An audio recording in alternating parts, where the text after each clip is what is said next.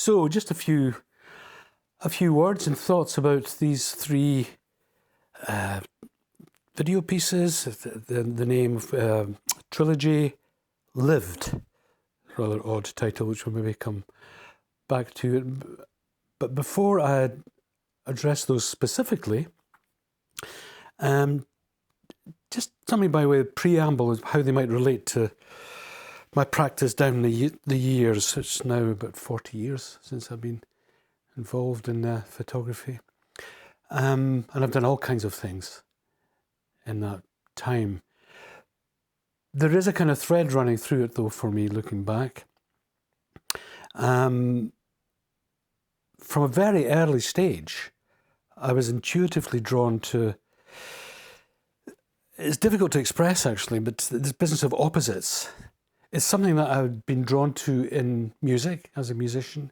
Lots of the music that and the songs that I liked by people like Dylan and Leonard Cohen, Joni Mitchell, they seem to, sometimes at least, deal with this notion of opposites with a view to pointing to something in between. Maybe lies that life is black and white. That's a line from Dylan. Quite difficult to talk about this stuff, but I had this intuitive attraction to that way of expression. And a picture I quite often, and increasingly now, has become sort of more important as I look back. It's one of the first pictures I ever took, is a photograph of a pram. I may still have been a musician at the time, actually, around about 1980 or so. And it was taken in the Royal Botanical Gardens in Edinburgh. It's quite a fluky picture. In some ways it was unintentional, but when I saw it in the darkroom coming through the developer, there was a real sense, maybe it was my second or third roll of film, this is what I want to do with my work, where possible, and to indulge myself in that way. There was something there that really spoke to me. And, you know, it's an old man, through this kind of optical illusion of the way that the image was shot, sitting in a pram. And we assume that behind the hood of the pram, there's a baby. And this notion of this old man towards the end of his life and this new appearance, sharing this vehicle together. One was the other, one will become the other, etc., etc. Luckily enough, in the background, there's a sculpture of, I think it's a Madonna and child, that looks as though it's sat in the pram as well. So all kinds of layering there. And it's amazing that a still photograph can deliver that. As I say, it was a bit fluky. But the minute I saw it in the darkroom, coming through the developer, I thought, this is it. Now, you know, since then I've had to do I've done weddings, funerals, bar mitzvahs, anything you want. I've had to make a living, worked commercially in advertising and design, it's fine. But that thread, I kept returning to it. It became less intuitive in a way and more informed, for better or worse. But it was definitely there at an early stage. And even, so the words that I know now that I didn't know at the time would be, and it's not a word I'm keen on, but it's maybe as close as we'll get, is non-duality. Not two. So it's a kind of oneness, you might say, that you're alluding to, or a not two-ness, looked into via this notion of apparent opposites. Apparent opposites. So here's a kind of user-friendly description of the word non-duality. Non-duality is simply a word that attempts to describe the reality that there is only oneness arising as everything and that there is no separation. That's from someone called Richard Sylvester, from a book rather disturbingly entitled, I Hope You Die Soon. Now that's in terms of, well, we don't need to go into that in any detail, but it's a wee bit of a joke there, kind of tongue-in-cheek. But so non-duality. And then, you know, we move on years, and my first, actually not that long after I took the pram photograph, I did this project in a girls' school, which became quite celebrated in some ways, as controversial in others. And, you know, here we see it's the same theme again in a way or that vehicle of the opposites, but using age and innocence together, of a sixth form pupil and a pupil who's just arrived. It's amusing, hopefully, but underpinning it is this notion of we're looking at the same thing here. And throughout the book, there was a book published, this business of the opposites and juxtapositions and things mutually defining each other, although they're opposites. I'm not a philosopher, I can't really express this well. It was intuitive, and still is really. But it's there even in that, in a documentary piece. It sounds a bit kind of hippy-dippy, actually, talking about oneness and not two-ness and all that stuff. Mystical, perhaps. Metaphysical. I'm not so sure. Again, definitely no expert in such matters, but contemporary science would back a lot of this stuff up. I mean, the notion of, there's a very famous old Zen expression, form is emptiness, emptiness is form. Opposites again. It's not a million miles away, to me, the little I know of it, from what, say, quantum physics, the conclusions it came to. Really quite mysterious in a way, but not metaphysical in that sense, in that we're looking at something otherworldly here. Perhaps. But maybe the joke is that the otherworldly is this. I don't want to go too far down that rabbit hole. And even talking about this, it feels, actually I like talking about it because I discover things as I speak. But it's ultimately, like a lot of art, regardless of its content, if you could say it, you would. You can't really. So you're kind of pointing to something. In terms of non-duality, a guy called David Kars once said, does exist, cannot be expressed. But equally, does exist, cannot not be expressed. There's the ultimate. I mean, he came up with a great word, actually, which was unindescribable. Impossible not to describe. I mean, stick that in your pipe and smoke it. So anyway, blah, blah, blah, opposites. Moving on from that St. Margaret's thing, I've actually had all kinds of stuff I've done. Another image that really, really important, probably for me the most important image for what it's worth, that I've made. And it was for a project that was called Is. Now, by this stage, I was actually reading a lot of Christian mysticism, actually. Not that I'm, through despair, I should say, I mean, not academically. And of course, it's riddled with this notion of opposites, as most esoteric religions are, and Buddhism maybe in particular. I'm not Buddhist, I'm not Christian, but I was reading that stuff. A lot of it seemed to make a lot of sense to me. The dark night of the soul, the cloud of unknowing, all this stuff. And this work came out of it. I was a bit unwell at the time, but still working.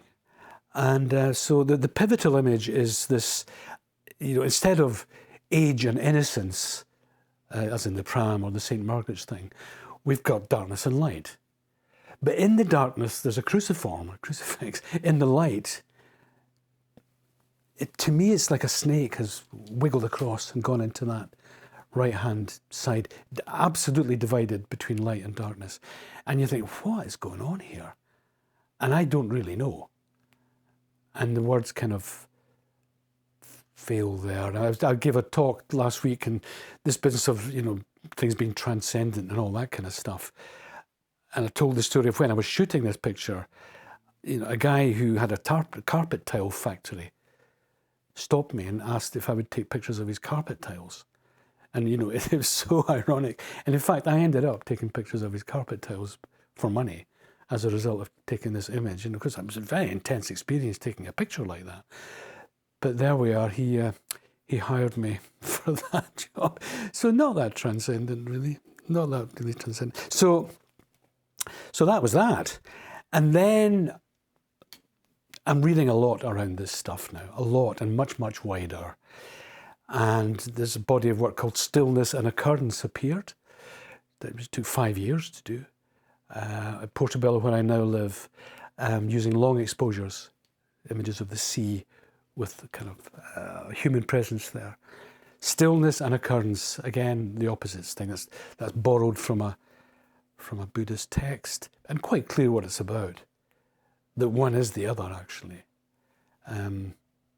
etc., etc. And I don't want to bang on about the kind of pseudo-philosophical underpinning to this work, and it's not necessarily about this thing called non-duality, but it's informed by it. I don't think there's any harm in letting people know that, rather than, and many artists refuse to speak about their work at all. I think that's a bit mean. I'm happy to talk about meanings, not meaning, because it clearly nothing has one meaning as such, but meanings, possible layers of meaning. My get out of jail card usually with my work is it looks disgustingly pretty. And that, in some ways, goes back to my time in pop music. I was a pop music writer, or tried to be. And I love that kind of toe-tapping thing. I think pop music was the most important art movement or art genre, of the last century, by quite a long way, by miles actually, in terms of what it could deliver. I've talked about Dylan and Leonard Cohen and various other people, but you could really kick the pants out of some really, really serious things with just a couple of lines. You listen to James Taylor singing along, and suddenly you hear everything is everything. What? Is he mad? No. So, in a way, visually, maybe my work is quite poppy. It's quite understandable, at least on a superficial level, fine. And if that's all people get, it's more than enough. Others might be interested to know that what's informing it, and it is increasingly now, almost exclusively now, it is this so-called non-dual thing. And to return to whether it's just, kind of hippy-dippy stuff, there's a quote I've got here. All creation from this perch, interesting expression, is made from this incredible foundation. Every mountain, every star, the smallest salamander or woodland tick, each thought in our mind, each flight of a ball is but a web of elemental yes, no's woven together. And you think, well, that's some kind of headcase hippie, It's an article about computing from Wired magazine. A web of elemental yes, no's, yeses and no's, woven together. Leonard Cohen, I am the one who loves changing from nothing to one. There is a kind of thesis in there, which I don't want to bang on too much about. I worked in Japan a lot, and I went to Japan through an interest in Buddhism, actually, via my place of work, Edinburgh College of Art. And I ended up working in Buddhist temples there. Still with this non-dual notion. I mean, Buddhism's a non-dual philosophy, if you like. The opposites thing, maybe not so apparent, a different strategy, which was the notion of repetition or seriality. And I photographed these temple bells, 88 of them actually. It took me 3 years on and off to do. And so seriality, like something maybe Philip Glass would do in music, the notion of near kind of infinite repetition. Why do that? Well, I'm not the first person to do it with this in mind. I'll just read this out. This is from a piece called Zeroing In Typologies, and it's a typological approach. The notion of photographing things, similar things identically, so you can compare and contrast. This comes from scientific documentation, actually. Anyway, photographs, especially groups of similar photographs, tend to demonstrate that time and space are not laws of physics, but human metaphors invented to keep everything from happening all at once in the same place. I think that's great, actually. So this comforts me, because I don't feel so kind of alone in these little obsessions I have. I was very drawn to typology, again, intuitively. And then when you look at more kind of theoretical interpretations of it, it just kind of confirms certain things. It's as though there's no author. In that almost a kind of postmodern sense, you know, that the camera, if you could wind it up on the tripod and send it off, give the instructions, it would take the pictures itself. So you set the parameters, and then the smoke and mirrors is, I didn't take these pictures, the camera took them. So maybe not so much the opposites thing, but it's pointing to the same oneness. This one taste, changing but not changing. Here we go again. Different. Here we go again, but different. Here we go again, but different. Here we go again, but different. This is starting to relate now to these 3 video pieces.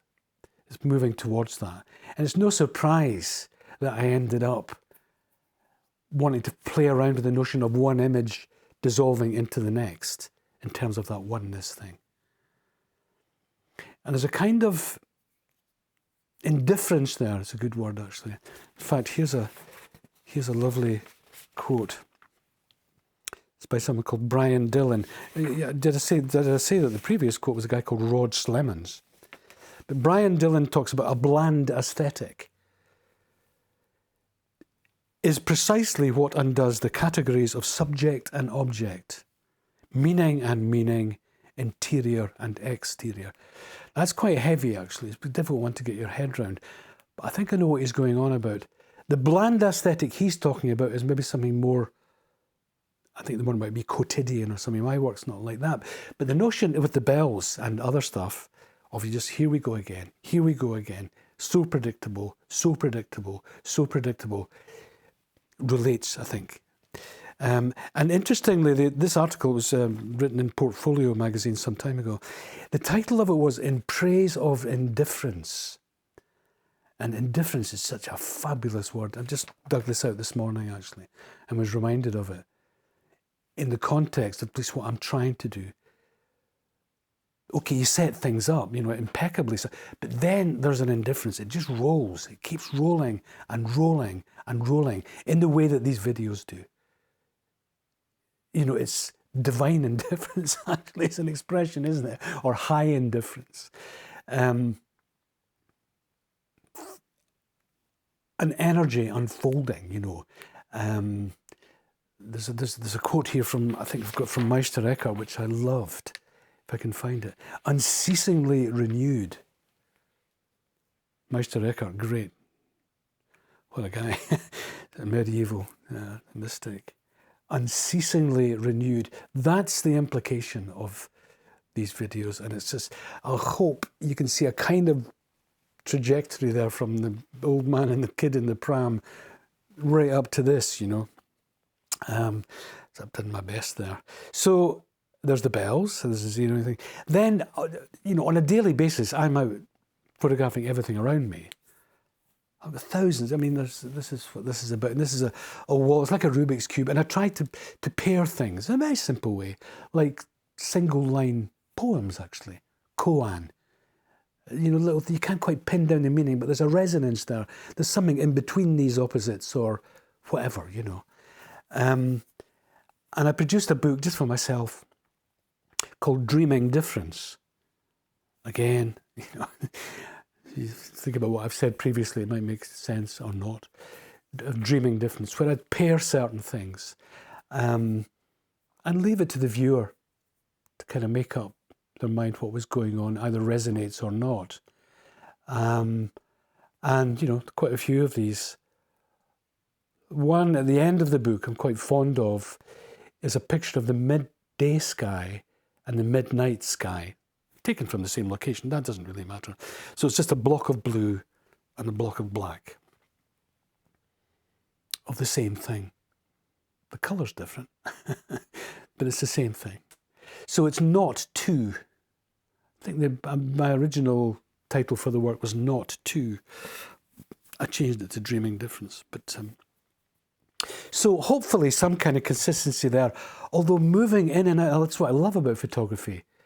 It doesn't have brushstrokes in that sense, you know, or whatever, you know. You can...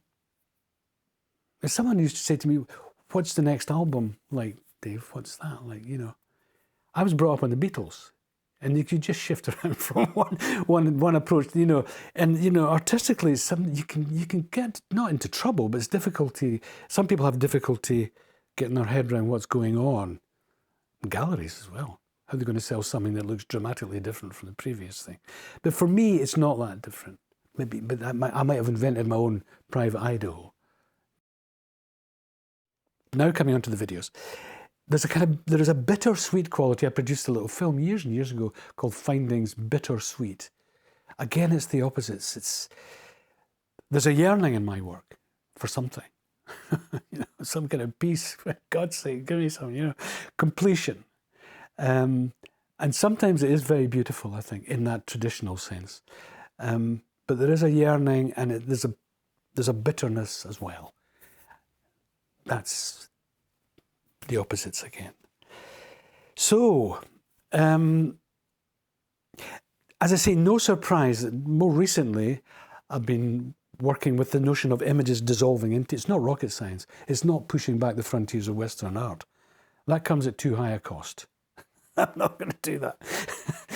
But it suits my purposes, and it's this relentless, it's the Meister Eckhart thing, this unfolding, this unceasingly renewed. What a beautiful expression. And that's what these three pieces are about, maybe particularly the first two. And the first two are definitely typological. Definitely typological. And I like the notion, if this work was ever shown, which it may never be, don't know. I like the idea of accompanying with the stills. I love the still image. Maybe more than ever now, actually. But I like that they can kind of speak to each other and you see where it came from. These original stills. So the first piece is called Together. It was shot in Menorca over, again, a period of years. I go there occasionally with family and friends for a holiday from this one vantage point. There's a character in the middle of each frame, each photograph. I think there's about 100 photographs, perhaps. High quality pictures. And the characters dissolve into each other very slowly. Children become adults, male become female. And at the same time, the kind of void that they're in, the sea, shifts as well. The slow shifting. And there's this wonderful, I think, I know, soundtrack by Lee Patterson, which was a delight to work with Lee, and that kind of sound element as well. Just kind of underpinning, really, I just kind of respectful of the work, somehow not interfering, but there, you know, it's, I really love it. I've done quite a controversial thing in this piece. And for me, it happens quite a bit in photography, the ends kind of justify the means. And in terms of the title, Together, it kind of it highlights the meaning of it somehow. I've removed all the people around these central characters. Within a minute or so of watching this piece, it lasts about 25 minutes, most folk are going to realise you rarely get people in a sea like that on this lovely day by themselves. And that's absolutely right. I've removed everyone around them and have them dissolve into each other as individuals together in their, maybe it's, who's it for me to judge, but in their essential kind of aloneness. I don't think it's too ridiculous a thing to claim that essentially we are alone. And so that's how that piece was made. And it slowly unfolds over 25 minutes. The piece after that is it's called Flow. It was shot, again, you know, as still images over, again, quite a long period in Japan of couples sitting by the river Kamo. It flows through central Kyoto. I was there working on other things, on the bells actually, the temple bells, etc. And I was absolutely drawn to this scenario. Every day I walked past and I'm going to have to photograph this at some point. It took me a long time to work out how to do it, but I did it from behind. And there's about my idea was to do 88 of these photographs. So I could pair them with the bells, because they're about the same thing, actually. Didn't quite get to 88. I might go back someday, 70 odd. And these couples, again, dissolve very, very slowly into each other, become each other. Younger kids become adults, males become females. So it's a tradition in Kyoto, largely, as far as I know, when I was there, it's a heterosexual thing that couples sit by the river and converse and do whatever, lunchtime or whatever. And it's such a beautiful sight. Very, very difficult to execute. The weather had to be so hot at times of the year, people just can't be there. So I think it was March and September, I think. So that's that, not a lot more. And the river, of course, you're looking for a metaphor, the river's there, it's flowing, So it's changing, not changing, not changing, in all kinds of ways that, I've probably already said too much about. Again, this word lived, it's quite a strange one, isn't it, in terms of this trilogy, there's 3 pieces. Lived.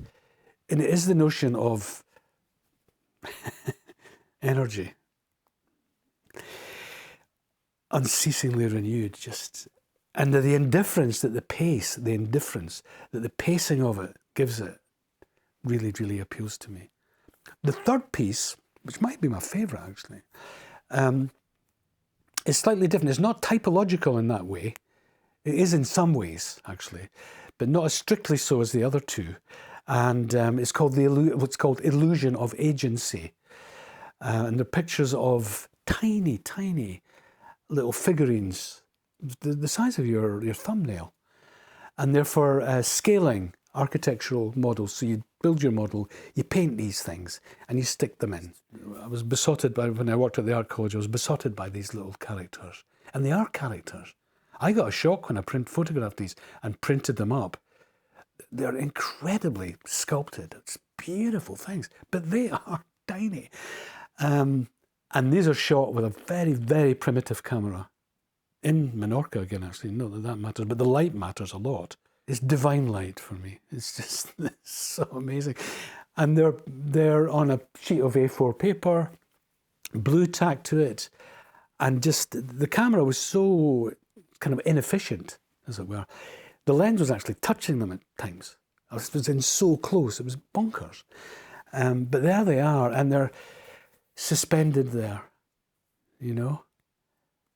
thinking that they're independent agents. But it's a wee bit like The Matrix. It's a Heath Robinson version of The Matrix. Cost a lot less money. They're plugged in. And there's this kind of energy flowing. And there's obviously their pals are appearing on these other stalks or just dropping off, actually, as one does. And again, this lovely soundtrack by Lee. It's kind of close to church music as you can get, but it's not. It's very masterful, actually. I love that.